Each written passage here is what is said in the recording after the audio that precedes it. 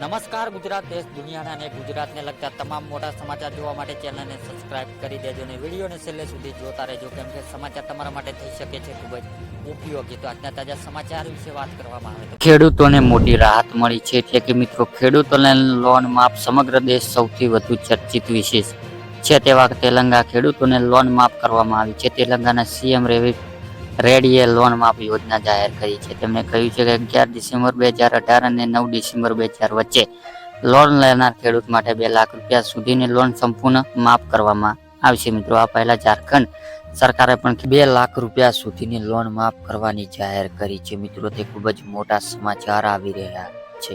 મધ્યમ વર્ગના રાહત આશા એટલે કે નરેન્દ્ર મોદી વડાપ્રધાન તરીકે સતત ત્રીજી વાર શપથ લીધી છે અને પીએમ મોદી શપથ બાદ મધ્યમ વર્ગના રાહત રાહ જોઈ રહ્યા છે. તે રાહત નાની બચત યોજના વ્યાજવા દરોમાં વધારો, જુલાઈથી સપ્ટેમ્બર વચ્ચે નાની બચત યોજના વ્યાજવા દરો ફેરફારો મોટી કામગીરી સામનો કરી રહ્યા છે. તો પીપીએફ વ્યાજવા દરોમાં છેલ્લો ફેરફાર એપ્રિલ જૂન 2020ના ત્રિમાસિક ગાળા માટે કરવામાં આવશે. વ્યવસાય કરવા માટે 10 લાખની સહાય એટલે કે કેન્દ્ર સરકાર દ્વારા વ્યવસાય કરવા માંગતા નાગરિકોને પ્રોત્સાહન માટે સ્પષ્ટ અને યોજના અમલ મૂકવામાં આવી છે. પોતાનું નાગરિકોને જેને પ્રક્રિયા જટિલ હોય છે, આ પ્રક્રિયામાં અનેક રસ્તાઓ પુરાવા તરીકે આપવા પડે છે અને બેંકની ગેરંટી પણ આપવામાં આવી રહી છે. તો સામાન્ય વર્ગ માટે મુશ્કેલી બની જાય છે, જેને લઈને કેન્દ્ર સરકાર વેપારનો પ્રોત્સાહન આપવા માટે પ્રધાનમંત્રી મુદ્રા યોજના શરૂઆત કરી છે. અને આ યોજના અંતર્ગત લાભાર્થીઓને કોઈ પણ પ્રકારનું ગેરંટી વગર લોન મળી શકે છે અને આ યોજના લાભ કોઈ લઈ શકે છે અને અરજદાર કરવાની રહેતી પ્રક્રિયા વિશે અમે તમને જાણકારી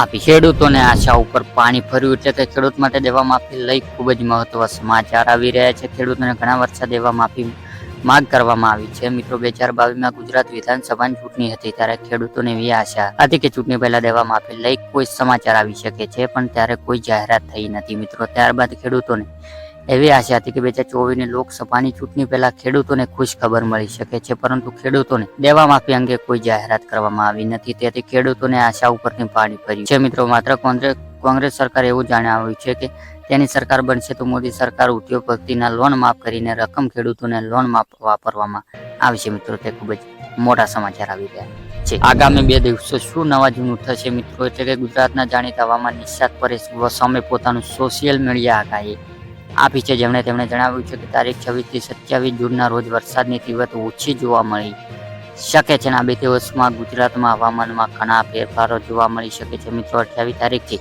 વરસાદ શરૂ થતો રાઉન્ડ ગણી શકાય છે. આ સાથે તેમણે જણાવ્યું છે કે 28 તારીખથી વરસાદનો રાઉન્ડ શરૂ થશે, તે 4 કે 5 જુલાઈ સુધી ચાલે તેવી શક્યતા છે. મિત્રો, તે ખૂબ જ મોટા સમાચાર આવી રહ્યા. ત્યારબાદ મિત્રો, બીજા મોટા સમાચારની વાત કરવામાં આવે તો આગામી કલાકો 10 ઇંચ વરસાદ એટલે કે રાજ્યમાં મોટા ભાગમાં વિસ્તારોમાં છેલ્લા 2 દિવસથી ભારે વરસાદ વરસી રહ્યો છે. ત્યારે અમદાવાદ ગત મોડી રાત્રે ભારે વરસાદ, રસ્તાઓ પાણી ગરકાવ થયા હતા. ત્યારે હવામાન નિષ્ણાત અંબાલાલે પટેલે વરસાદને લઈને આગાહી કરી છે. તેઓએ જણાવ્યું છે કે આગામી 2 દિવસોમાં વરસાદનું જોર વધશે અને 5 જુલાઈ બાદ ઘણા રાજ્યોમાં પૂર જેવી સ્થિતિ સર્જાવી શકે છે અને દક્ષિણ અને સૌરાષ્ટ્ર ભાગોમાં 4 થી 10 ઇંચ વરસાદ પડી શકે છે. મિત્રો, તે ખૂબ જ મોટા સમાચાર આવ્યા છે. ત્યારબાદ મિત્રો, બીજા મોટા સમાચારની વાત કરવામાં આવે તો ભારેથી અતિ ભારે વરસાદની આગાહી, દરિયાના ખેડવા સૂચના એટલે કે રાજ્યમાં મોટા ભાગમાં વિસ્તારોમાં ભારે વરસાદ વરસી રહ્યો છે. ત્યારે મિત્રો, ઘણી જગ્યાએ ભારે વરસાદના પગલે પૂરી સ્થિતિ પણ સર્જાઈ હતી. ત્યારે હવામાન વિભાગે કરેલી આગાહી પ્રમાણે આજે અમદાવાદ ભારે પવન સાથે ધોધમાર વરસાદ પડી રહ્યો છે. તો મિત્રો, બીજી બાજુ રાજ્યમાં અનેક જિલ્લાઓનો ઓરેન્જ અને યલો એલર્ટ જાહેર કરાયું છે અને માછીમારોને દરિયાના ખેડવા માટે સૂચના પણ આપી દેવામાં આવી છે. અને હવામાન શાસ્ત્રી અંબાલાલ પટેલે વરસાદની મોટી આગાહી કરી છે, જેમાંથી 8 થી 12 જુલાઈ સુધી દક્ષિણ ગુજરાતમાં ભારે વરસાદ પડી શકે છે અને તારીખ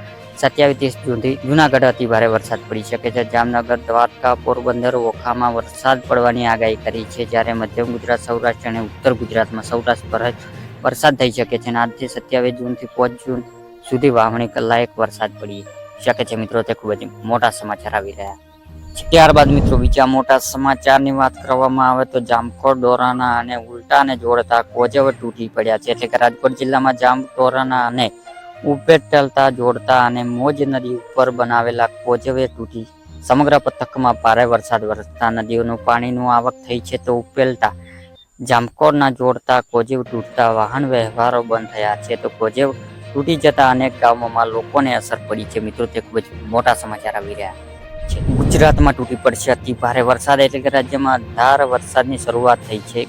થઈ ગઈ છે મિત્રો. આમ તો રાજ્યમાં સર્વત્ર મેઘમહેર થઈ ગયો છે. જો કે હજી સૌરાષ્ટ્ર અને દક્ષિણ ગુજરાતમાં ભારેથી અતિ ભારે વરસાદ પડી રહ્યો છે.